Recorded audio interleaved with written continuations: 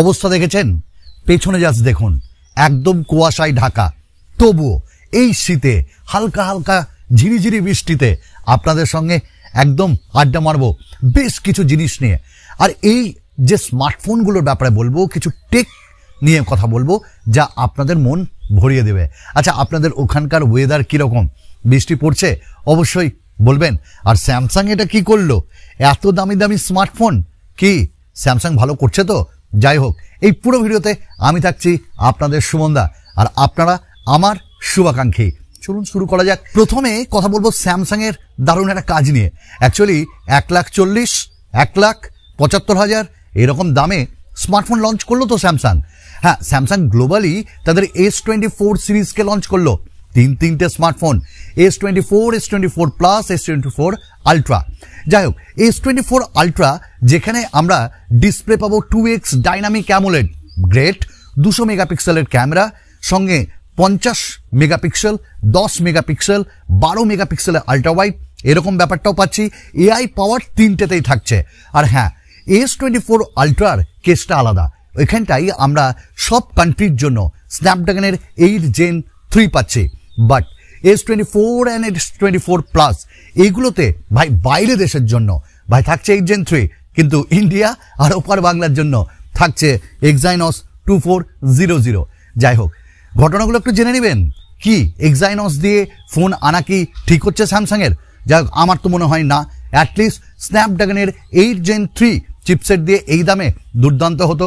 যাই হোক, পুরোটা আপনাদের উপর নির্ভর করছে। এক্সাইটিং অফার এআই টেকনোলজি দিয়ে S24 সিরিজ।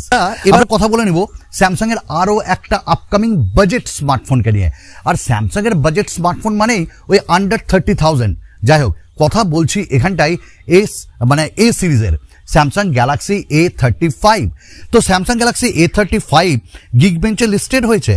থাকছে অ্যান্ড্রয়েড 14, এক্সাইনসের 1380, মডেল নাম্বার SM-A356U, যেখানে সিঙ্গেল কোর স্কোর 697 আর মাল্টি কোর স্কোর 2332। আর এইগুলো কিন্তু একটা অক্টা কোর প্রসেসর। আর অ্যান্ড্রয়েড 14 থাকছে, 6GB অফ র্যাম থাকছে, এক্সাইনস 1380।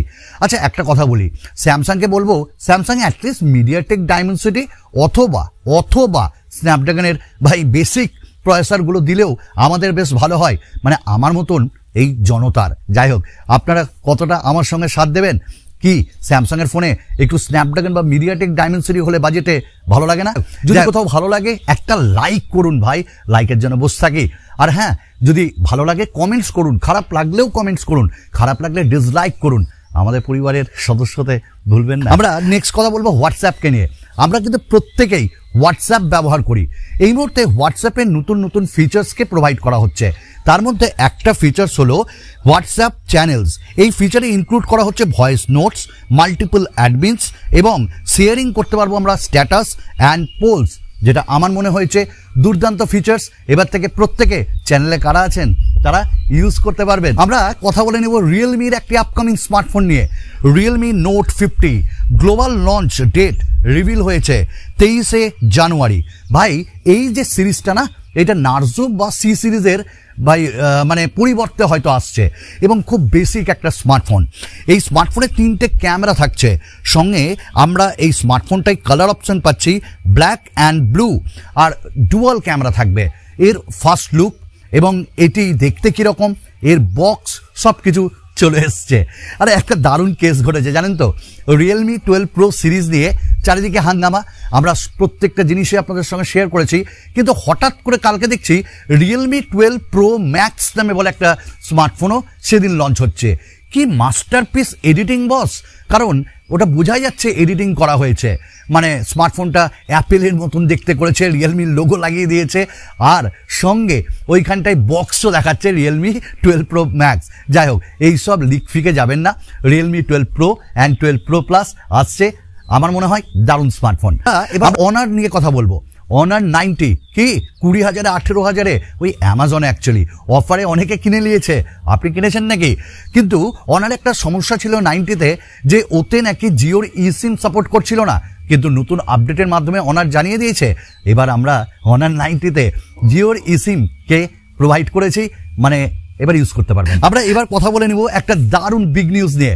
কি, পয়সা নাই, টাকা নাই, ইন্টারনেট করতে পারছেন না, ইন্টারনেটের যে ডেটা প্যাক রিচার্জ করতে পারছেন না, একটু এই বছরটা কষ্ট করে নেন, কারণ আগামী বছর থেকে একটা নতুন টেকনোলজি নিয়ে আসতে চলেছে, যার মাধ্যমে আপনি ভিডিও স্ট্রিমিং করতে পারবেন উইদাউট ইন্টারনেট, ভিডিও ডাউনলোড করতে পারবেন উইদাউট ইন্টারনেট, লাইভ টিভি দেখতে পারবেন উইদাউট ইন্টারনেট, এবং এটি হলো ডিএম টেকনোলজি, এবং এগুলোর মাধ্যমে আপনি উইদাউট ইন্টারনেটে সব কিছু স্ট্রিমিং দেখতে পারবেন, ডাউনলোড করতে পারবেন। নেক্সট কথা বলবো মোটো জি প্লে 2024 মডেল, ওটাও লিস্টেড হয়েছে, আসছে বাজেটে বক্সার স্মার্টফোন, এবং এই স্মার্টফোনটায় 50 মেগাপিক্সেলের ক্যামেরা থাকবে, স্ন্যাপড্রাগনের 680 প্রসেসর, সঙ্গে 6.5 ইঞ্চেসের 90 হার্টজ ডিসপ্লে এবং 8 মেগাপিক্সেলের সেলফি, 5000 mAh ব্যাটারি, 15 ওয়াটের ফাস্ট চার্জিং, একদম খাপে খাপ হয়ে আসছে এই স্মার্টফোনটি বাজেটে। আমরা এবার কথা বলে নেব ওয়ানপ্লাসের একটা দুর্দান্ত বাজেট কিলার স্মার্টফোন আসছে,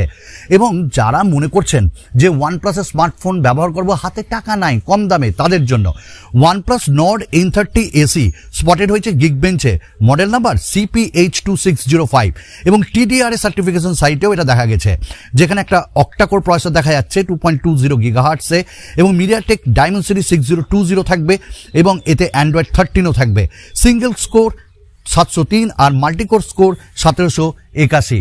বস, এই স্মার্টফোনটাও আসছে, একটু ওয়েট করতে হবে, আই হোপ আগামী মাসে। স্যামসাং গ্যালাক্সি A55ও আসছে, এবং আমরা আপনাদের সঙ্গে সবকিছু শেয়ার করেছি। A55 হবে একমাত্র এমন স্মার্টফোন যেটা বাজেটে বাজিমাত করবে। চলুন আজকে এইটুকুনি, ঠান্ডা উপভোগ করুন, আমিও ঠান্ডা উপভোগ করছি, আগামী দিনে দারুণ ভিডিও নিয়ে আসবো, বাই।